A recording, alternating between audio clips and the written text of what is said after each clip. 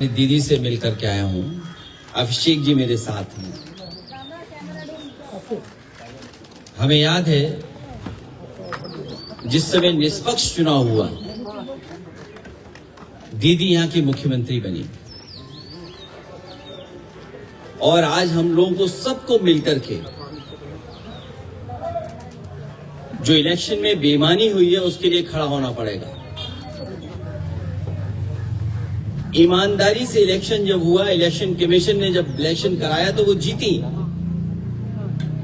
और इस बार जो मल्टी लेयर माफियागिरी हुई है इलेक्शन में, कोई कभी सोच नहीं सकता था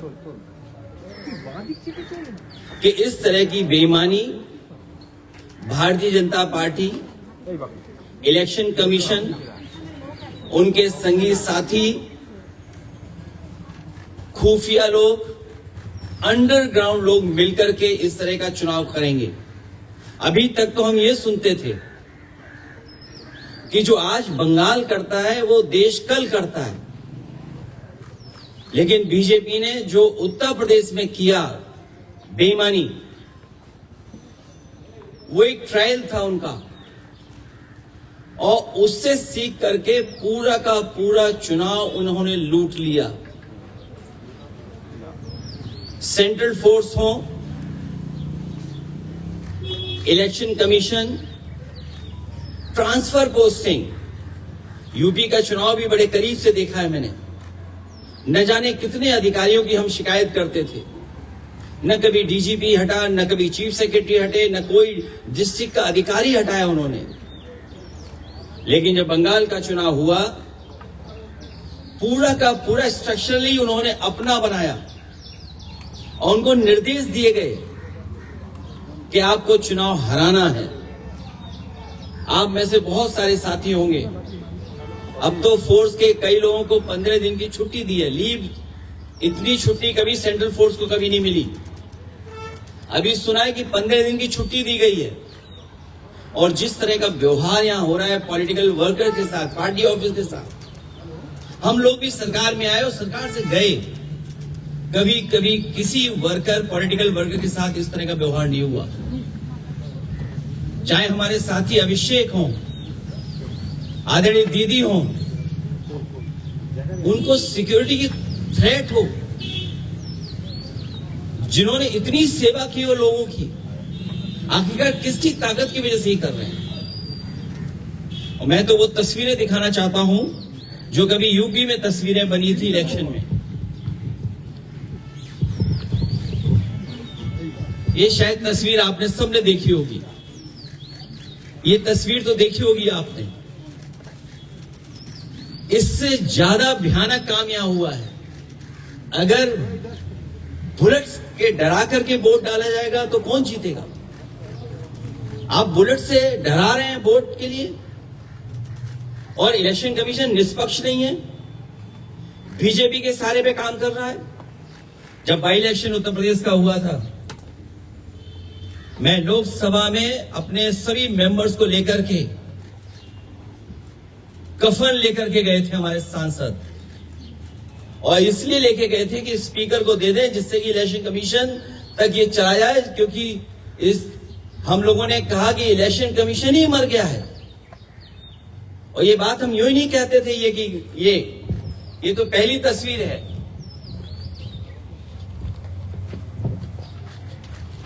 दूसरी तस्वीर भी किसी से छिपी नहीं होगी, ये दूसरी तस्वीर भी नहीं छिपी होगी किसी से। और फिर जो वोट डालने का तरीका है, मैं केवल एक कॉन्स्टिट्यूएंसी का उदाहरण दे रहा हूं कि इस तरीके से फोर्स से वोट डलवाया।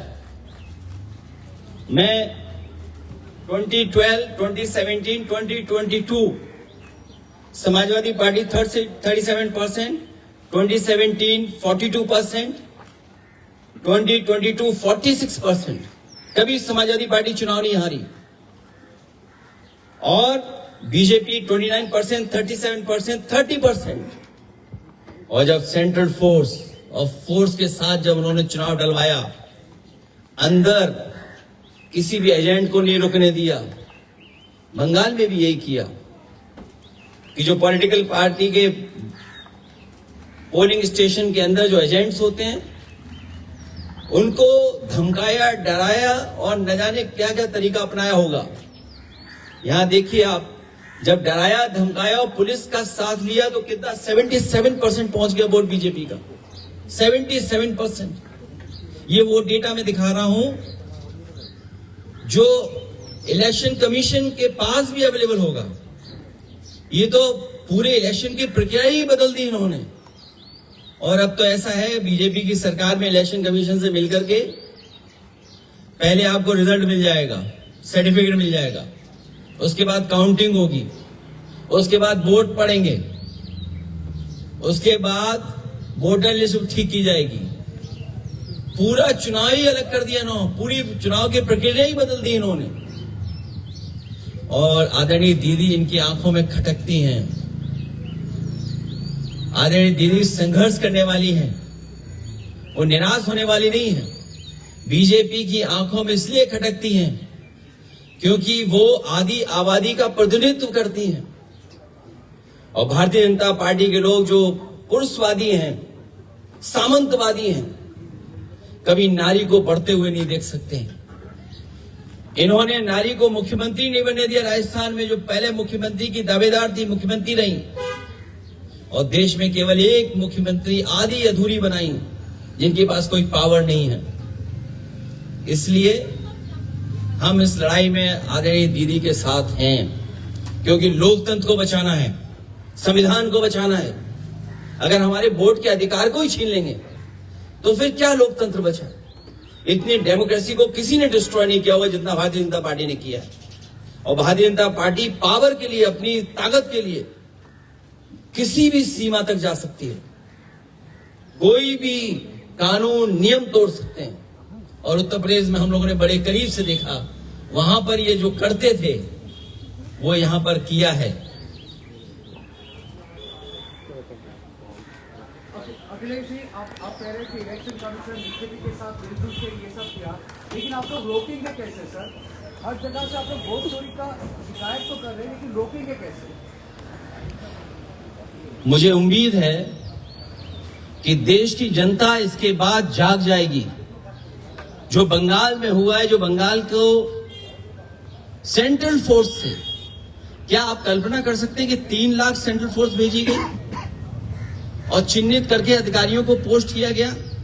सुनने में तो यह भी आया कि अधिकारियों को लालच दिया गया है कि चुनाव जिता दो तो हम आपको अच्छा पद देंगे। और आप यकीन करना, देख लेना, आप जो यहां से चुनाव करा करके जा रहे हैं अधिकारी बड़े, कुछ न कुछ लाभ का पद पाएंगे। हम लोगों को उम्मीद है कि हम लोगों को जनता के बीच में जाकर के जगाना पड़ेगा उनको। सर, बीजेपी का कहना है ममता बनर्जी के बाद आप एक टारगेट, उत्तर प्रदेश में नेक्स्ट ईयर इलेक्शन है, उनका कहना है कि आप एक टारगेट। हमसे 2 गलतियां हुई, एक बीजेपी को हरा दिया और दूसरा अयोध्या हरा दिया, तो हम तो टारगेट में होंगे ही। ये कोई नई बात नहीं है। और हम तो बहुतों के टारगेट में हैं, एक के टारगेट में नहीं है।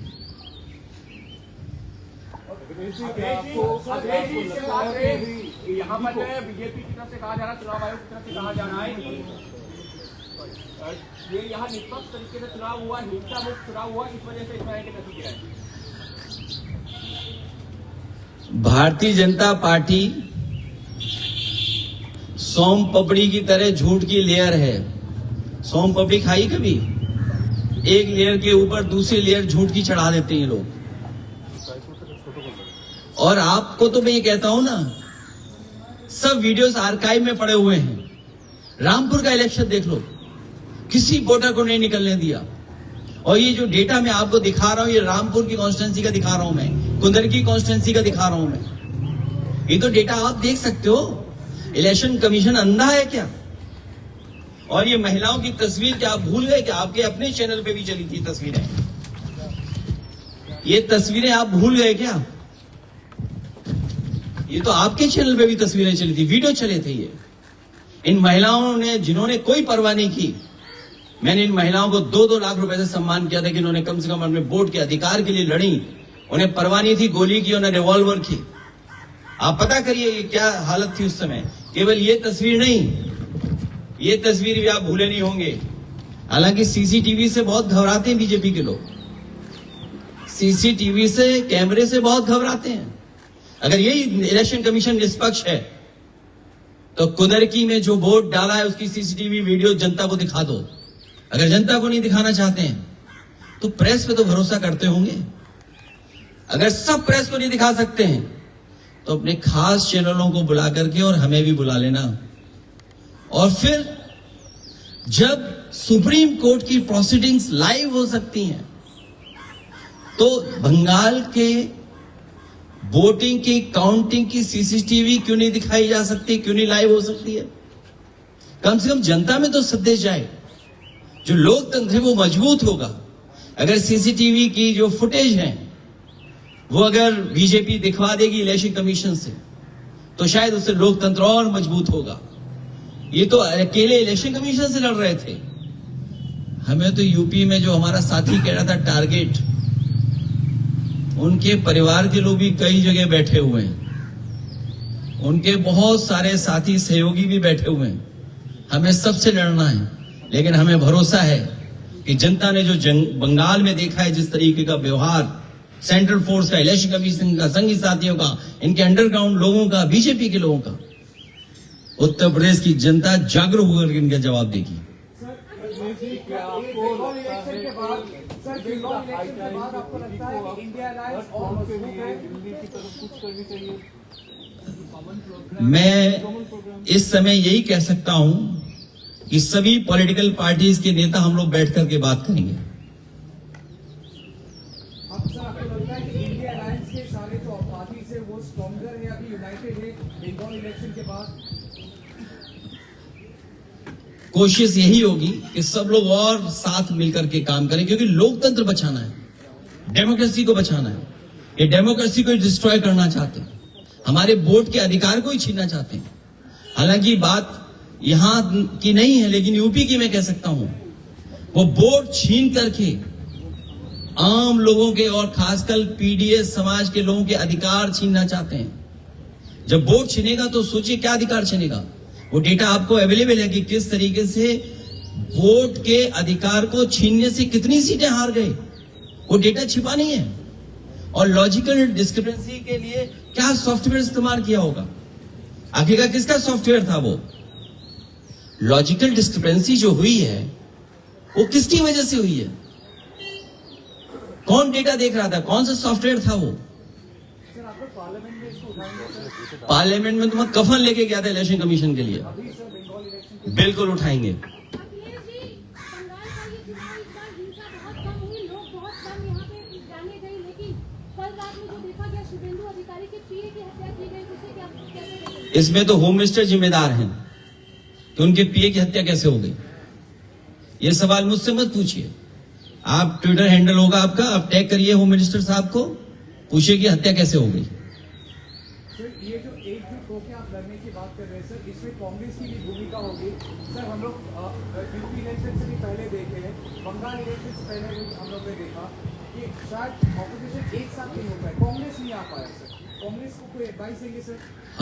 मैं किसी को एडवाइस देने के लिए नहीं आया हूं। मैं लोकतंत्र और जिस तरीके से आदरणीय दीदी को अपमानित किया, उनके कार्यकर्ताओं को वोट नहीं डालने दिया, क्या जिम्मेदारी सेंट्रल फोर्स की है? क्या आप इलेक्शन को इस तरह कराएंगे कि आप वहां पर एजेंट्स को नहीं बैठने देंगे, पॉलिटिकल पार्टी के एजेंट्स को नहीं बैठने देंगे, और फिर इस बात की तैयारी करेंगे कि एसआईआर करा करके हम टारगेटेड किस बूथ पर वोट कटवाना है? जो टीएमसी के स्ट्रांग बूथ हैं, स्ट्रांग वोटर्स हैं, उनको वोट ना देने दिया जाए, इसलिए वोट कटवा दें उनका। यह अधिकार किसने दिया है? यही लोकतंत्र को सबसे बड़ी हत्या कर रही है बीजेपी के लोग मिलकर के, वो भी इलेक्शन कमीशन से। इसलिए सभी पॉलिटिकल पार्टी से हमारी अपील होगी कि कम से कम इस सवाल पर हम सब एक दिखाई देंगे। इंडिया ब्लॉक एक बार फिर से मजबूती के साथ जो है नजर आएगा, क्योंकि हम सब पॉलिटिकल पार्टी के लोग एक साथ खड़े हुए दिखाई देंगे। सर ये सवाल मैं आपसे लास्ट टाइम में पूछने की कोशिश किया था सर। बंगाल में 91 लाख लोगों को हटाया गया था, उसमें डिलीटेड टेस्ट है, डुप्लीकेट भी है और लॉजिकल डिस्क्रिपेंसी भी है। लेकिन उत्तर प्रदेश की जो ड्राफ्ट लिस्ट है उसमें 2.8 करोड़ लोगों को हटाया गया था। कोई कॉन्फर्मेशन है सर कितने रोहिंग्या मिले उधर से? क्योंकि बंगाल में जिन लोगों को हटाया गया सबको बोलते थे कि रोहिंग्या। जब ये बात आपको पता है तो ये भी पता होगी आपको कि हमारे मुख्यमंत्री जी घबरा गए थे। उन्होंने कहा कि 4 करोड़ वोट हमारे कट गए इसमें। तो क्या मानूं मैं आप, अगर हमारे उत्तर प्रदेश के मुख्यमंत्री ये शिकायत करें इलेक्शन कमीशन को कि 4 करोड़ वोट हमारे कट गए, तो इस सवाल का जवाब तो हमारे उत्तर प्रदेश के मुख्यमंत्री देंगे जिन्होंने कहा कि 4 करोड़ वोट कट गए हमारे। चलिए, बहुत धन्यवाद आपका, बहुत धन्यवाद।